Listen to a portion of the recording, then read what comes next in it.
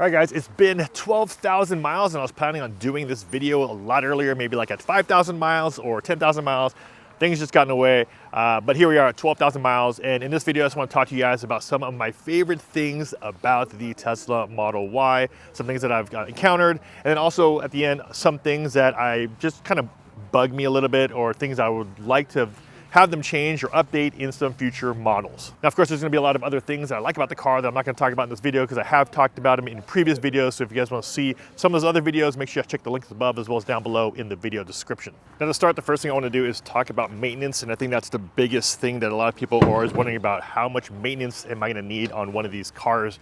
And just to give you guys an update, everyone's different. Everyone has other issues with their own cars. Luckily enough, I haven't really had much of an issue with mine. The only maintenance I've had to do on 12,000 miles is refill the wiper fluid. And if you guys do want to know how to refill it, I actually just made a video on that. Make sure you guys check out one of my previous videos. Another common maintenance thing that a lot of people do with their Teslas is they change out tires. Now, I hear stories all the time of people changing out their tires within the first 10,000 miles. Some people have ride their tires up to 40 to 50,000 miles. Actually, my tires are still pretty good. I think I probably have about a good, 60% on there. And it's really just based on your driving. The one thing I do see a lot of people changing their tires out is because they are just mashing it all the time. Which means, of course, you're gonna be burning out your tires a lot quicker. The way these things take off the line, it's very quick if you do accelerate.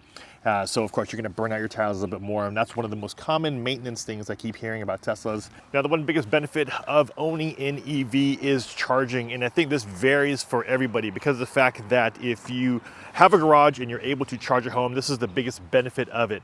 For those that live in an apartment or a complex or a place that you don't have the ability to have a home charger, this is where it really does change, because now you're of course dependent on trying to find a Tesla supercharger near you or just another charging solution in general. For me, with my experience, because I have a home charger, it's pretty much just like charging your phone. Every day I come home, I plug it in, and when I leave in the morning, I have a full charge, or if you have a gas car, you have a full tank of gas basically.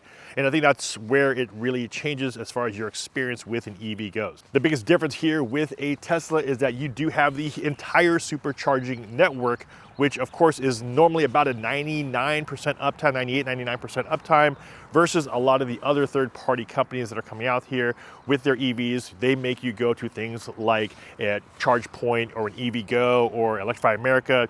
And if you've ever gone to one of those stations, you might see 2 or 3 of those plug-in stations available, and a lot of times those plug-in stations are out of order. So if you're looking at reliability of supercharging, there's nothing right now that competes with the Tesla and the Tesla supercharging network as far as being comfortable while you're on the road, not having that range anxiety. Especially here, I'm in California, there's no range anxiety at all, because I can pretty much just open up the app and I'll see a supercharging network or supercharging station near me within the next 10, 15, 20 miles. Now, the next thing that Tesla is really known for is their software updates, over-the-air software updates. Now, a lot of other companies will claim that they do have it, and some do, but Tesla really implements it, really puts it to work, and they update their software on their cars pretty much almost every month, especially when it comes around to some major releases around FSD or full self-driving. I don't have FSD on here, but when it comes to just changing things, updating it, changing out, fixing bugs, updating the UI, Tesla is always on top of it. And majority of stuff that you're seeing online as far as these recalls that a lot of people or a lot of media will put out there, a lot of it is just an over-the-air software update, but they'll call it a recall just because that's what they kind of have labeled in their system. But really, a lot of it can be done over the air, where some of the other companies, when it is a recall, it is a major recall. You have to bring the car back, you have to have something fixed, battery issues and things like that. So as far as the reliability of the software, I think that's where Tesla really excels. All right, my next favorite thing about the car is the regenerative braking, and pretty much known as one-foot driving. So when you let go of the accelerator, the motors will automatically start slowing the car down. Now you can adjust how much it slows down, all of that through the software, through the screen of how you want the car to brake. Now, what does that mean? It basically means is that when you let go of the accelerator in a normal car, it'll just continue to drift by momentum. But here, you're actually going to be using those motors to slow the car down. So as you can see here, I'm coming up on a light. If I let go of the accelerator, the car is actually going to come to a complete stop. Now, I did that a little bit early. So once I press it all the way up here, let it go, The car will actually come to a complete stop without me having to press the brakes. The next thing I really like is, I think it's just, you kind of take it for granted because once you get into the car and you start getting used to the controls, start getting used to how everything works, you take it for granted because you won't realize it until you jump into another car that you're doing so many other things. What I mean by that is that when you have the app hooked up to your car and you have the Bluetooth hooked up, when you walk up to your car, the doors will automatically unlock. All you do is open the car, and then once you want to get going, because you're already hooked up via your mobile phone, you don't have to scan the card or anything like that. You just basically put the car into reverse or drive and you go. It just takes away some complexity of things that you're so used to doing already with a regular car with a key and all that stuff. It just makes things very, very simple. You take it for granted really quick once you jump into another car and you realize how simple it is to actually get up and going with your Tesla. The next thing I really like about the Tesla, and I think it's just not talked about enough, is that the audio system in this car is really, really good. I mean, you have full control over all of your music, but the great thing about this is that it does connect to all of your systems. So if you want the radio, you want Apple Music, you have karaoke. I normally just do the streaming of your top favorite hits all the way back to like the 90s R&B, hip hop and things like that. But I will normally have all that going through streaming. But I think just the audio system in here in general, it sounds really, really good. And I think it's just one of those things that just isn't talked about enough of how good it is, and also makes it a lot better because of the fact that there's just no noise in the car.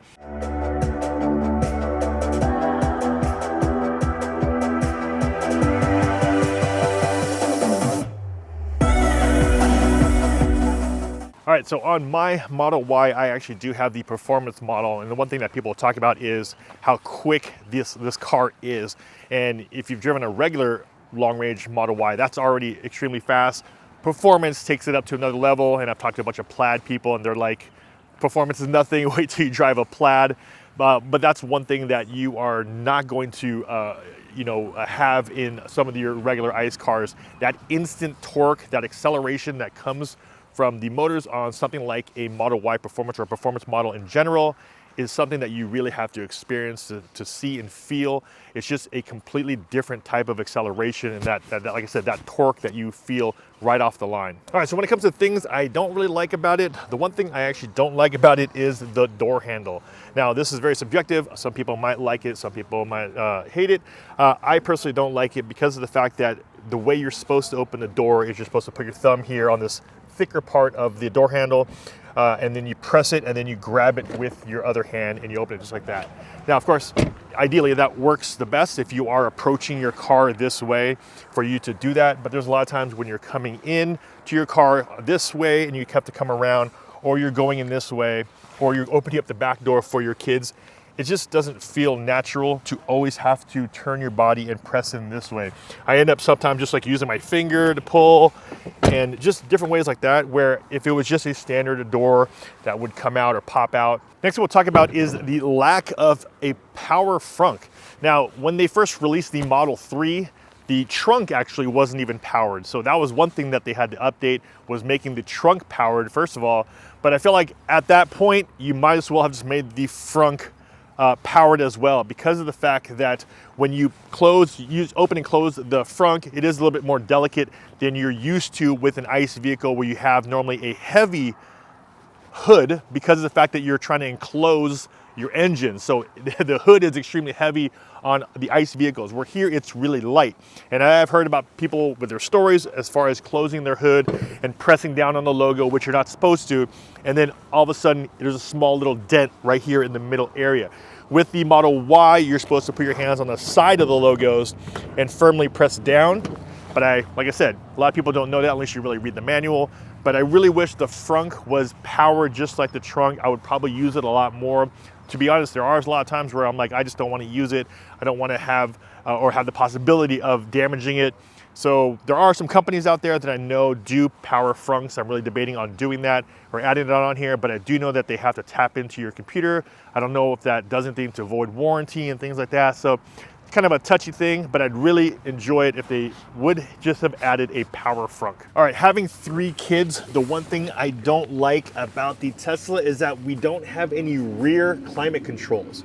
Now, I don't understand why we can't have that in the system, why we can't have that in the UI up front, just the ability to do what we could do in the front. turn up the fan in the rear, adjust the fan speed.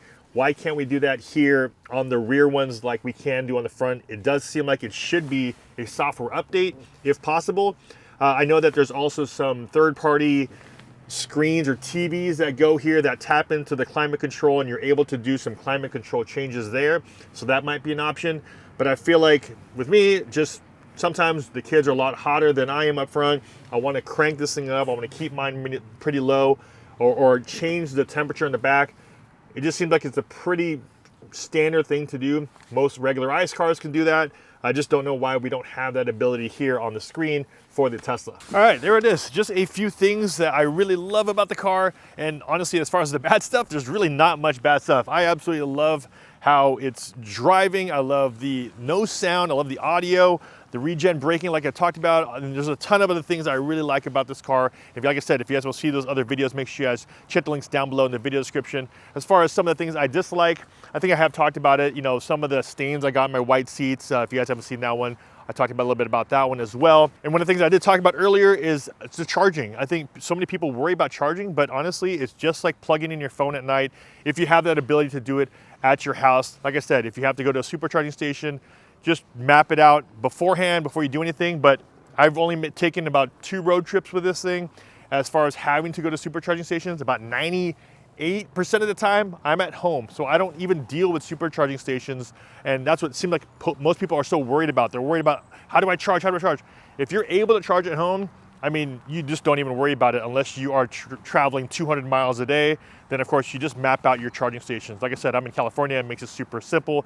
Before you guys jump into the EV space, just do some of that research. Where am I gonna charge? If you're looking at getting a non-Tesla, you gotta realize that you're jumping into a third-party network now to charge your car. And that is what Tesla has solved. They have that infrastructure to make traveling really, really simple and not have to worry about range anxiety. As always, if you guys got value from this one, a big like would be much appreciated. I'll see you guys in the next one. Take care.